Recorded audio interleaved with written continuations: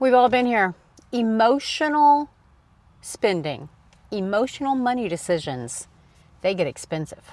Cash is calming. Cash gives me a sense of peace when global events and the economy and inflation go a little crazy. Cash is my peace fund. Not all the money decisions are based on math. Some are strictly emotional. Like when the markets start going a little crazy, the very first thing we want to do is pull out. That's an emotional reaction. Cash, it's never about chasing the returns. It's about the solid foundation, the reassurance, the peace. It's not subject to the volatility of the stock markets and whether or not there's a war in any corner of the world. And if I want to retire with confidence, I'm going to need more than a big return. I need some security. I need peace of mind. I need a pile of cash. My pile might be different than your pile, but at the end, we're both going to sleep better at night. Market swings, they don't just affect the bottom line. They affect our behaviors. We knee-jerk. We hear of the market on a downward trend, and the very first thing we want to do is go rescue what's left of our portfolios. You can't lose the money if you don't sell. If you look at the track records, and I am no financial analyst, but I've been shown the trends, and you can also go to your own individual investments and see how they've trended over the different years and decades, but they've all come back. Even when the worst felt like it was happening, looking forward from that rearview mirror, it's back and in abundance. Change of administration after the COVID pandemic.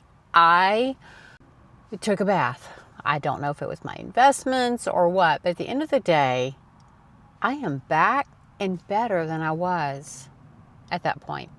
Now, do politics play something into it? Probably. I don't get into that, but I have seen the trend where it is around administration. So me and my financial person have been chatting about come next election or midterms, etc., that we might want to position ourselves a little bit less volatile, a little less volatile, not so much risk. There we go. If any of you guys ever wonder, is she an AI? No, I'm not. AI would never butcher this much with a Southern accent. So in a nutshell, the best investments, those long-term, set it and forget it, look at it every 5 to 10 years, they can get derailed if you pay too much attention when the market's doing its little roller coaster ride. Cash, however, she is rock solid. She is the foundation. She is what I sleep well at night, knowing it's not technically under my pillow, but I know it's as close as a coffee cup or a coffee can buried in the yard. And the role of cash, especially in the early years of retirement, and that's whether you retire early or you wait to whatever age they tell you you're supposed to retire at. But cash plays a pivotal role. Case in point, if I wanted to leave my job a few years before I turn 65, cash can see me through. I've just got to keep stacking it higher. I can replace what I need every month with a pile of cash for a length of time. Now, let's pause right there. If you don't know how much you need every month right now, today, before retirement, go to the description, Master Your Money Plan, free workbook to help you set up your first budget to figure out what your monthly expenses are today, because you've got to know that. Because when you go into retirement, before you do that, you need to know how much you're going to need. And this is where the whole cash number can come into play. I know how much I need on paper, and that's the key. Because once we get it on paper, you need to start living as if you're retired.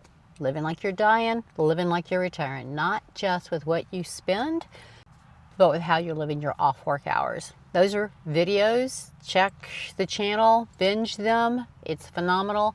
Retirement is not all about the dollars, it's about the cents. And you can start living like you're retired long before you turn the lights off at your desk.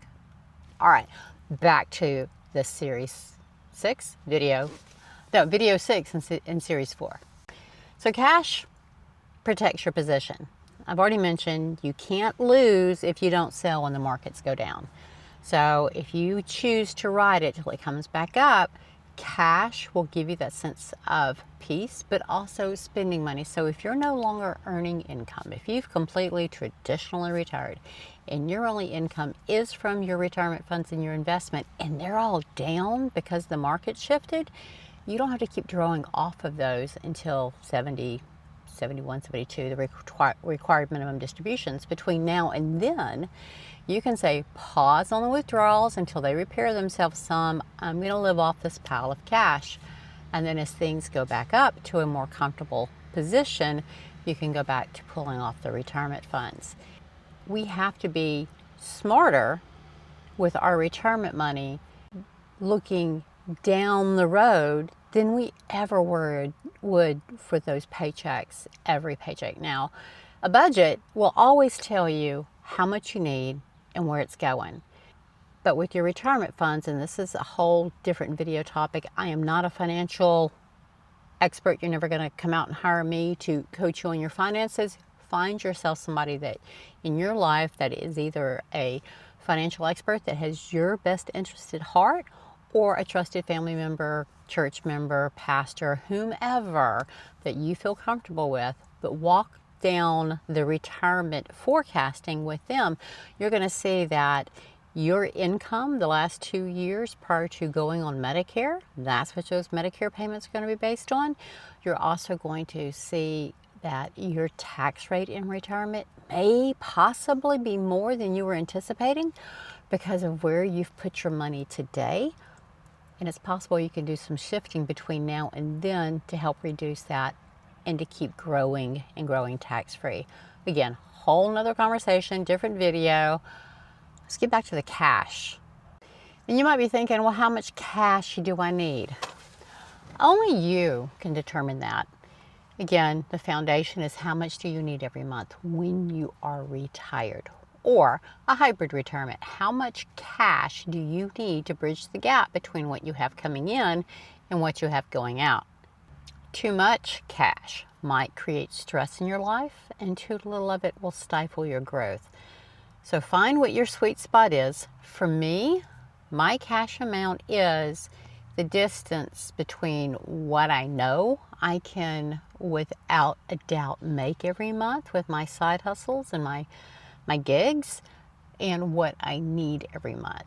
And that actually steps down because at a certain age I can start collecting Social Security if I like. At a certain age I can start pulling out of this retirement fund if I like. So the amount of cash that I need is dependent on what my retirement dreams, my retirement plan looks like. Only you can figure that out.